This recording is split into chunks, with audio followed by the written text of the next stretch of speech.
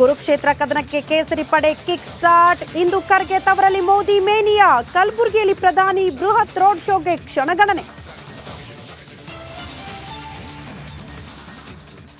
28 ಕ್ಷೇತ್ರಗಳಲ್ಲಿ ಯಾರು ಅಭ್ಯರ್ಥಿ ಆಗಬೇಕು ಅಂತಕ್ಕಂಥದ್ದನ್ನ ಪ್ರಧಾನಮಂತ್ರಿಗಳ ನೇತೃತ್ವದಲ್ಲಿ ಆ ಕಮಿಟಿ ತೀರ್ಮಾನ ಮಾಡ್ತಕ್ಕಂಥದ್ದು. ವಿಜೇಂದ್ರ ಅಥವಾ ರಾಜ್ಯದ ಅಧ್ಯಕ್ಷ ತೀರ್ಮಾನ ಅಲ್ಲ.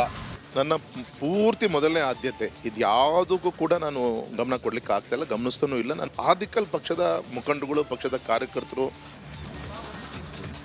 ಲೋಕಸಭೆ ಚುನಾವಣೆಗೆ ಮೋದಿ ದಂಡಯಾತ್ರೆ. ಇಂದು ಖರ್ಗೆ ತವರಿಂದ ನಮೋ ರಣಕಹಳೆ. ಕಲಬುರಗಿಯಲ್ಲಿ ಪ್ರಧಾನಿ ಬೃಹತ್ ರೋಡ್ ಶೋ.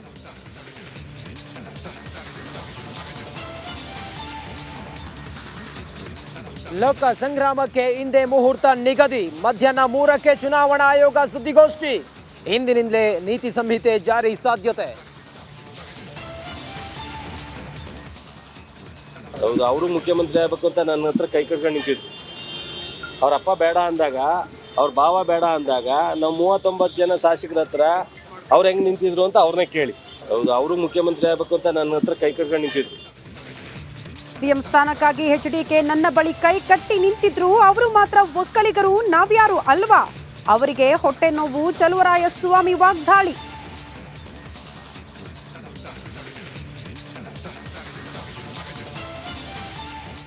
ರಾಜ್ಯ ಸರ್ಕಾರಿ ನೌಕರರ ಕನಿಷ್ಠ ಮೂಲ ವೇತನವನ್ನು ತಿಂಗಳಿಗೆ ಅಸ್ತಿತ್ವದಲ್ಲಿರುವ 17,000ದಿಂದ 27,000ಕ್ಕೆ ಪರಿಷ್ಕರಿಸಲು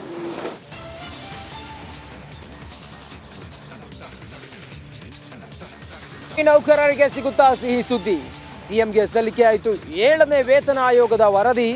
ಮೂಲ ವೇತನದ ಮೇಲೆ 27.5% ಹೆಚ್ಚಳಕ್ಕೆ ಶಿಫಾರಸು.